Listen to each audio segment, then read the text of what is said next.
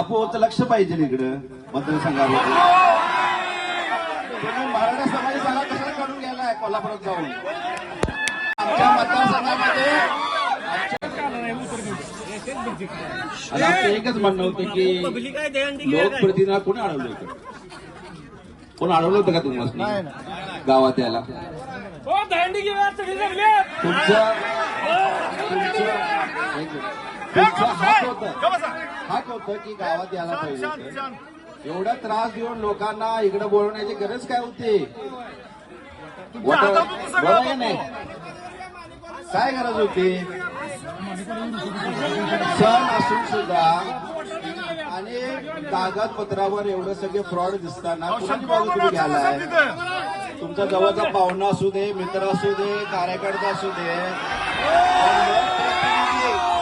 लोकप्रतिनिधी म्हणून तुम्ही गावाच्या बाजून राहायला पाहिजे. किती जवळ असू दे. अगदी बरोबर सर. आणि तो जो व्यक्ती आहे विजयसिंग माने, ती फ्रॉडीच आहे होती. तो पहिल्यापासून फ्रॉडी आहे. एक तुम्हाला एक उदाहरण सांगतो. एक उदाहरण 10वीच्या ह्याच्यामध्ये तो नापास झाला आणि त्यानं पास लिहिला होता. आणि आमचे वडील मंत्री होते त्यावेळी. त्यांचे वडील आणि ते स्वतः बसले ते समोर रडाल की माझ्या पोरग्याला वाचवा. सत्यकथा आहे. आणि त्याच्यावर केस झालते पोरग्याला वाचवा. त्याला तेव्हा वाचवलं नसतं, तो आता फोडाफोडी केला नसता, जेलमध्ये गेला असता. आणि तेव्हापासून त्याला सवय लागली की फोडाफोडी करायची. बरोबर आहे का नाही? आमची चूक झाली, त्याला जेलमध्ये घालायला पाहिजे जरा.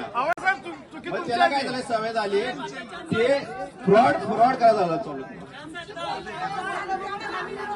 आणि इथून आले लक्षात, त्यांना लक्षात आलं की आपलं फ्रॉड केलं चालतंय, सगळं दाबून येतं चालतंय, पण आता परिस्थिती राहिली नाही. आणि बापूचं लक्ष पाहिजे इकडं मतदारसंघामध्ये.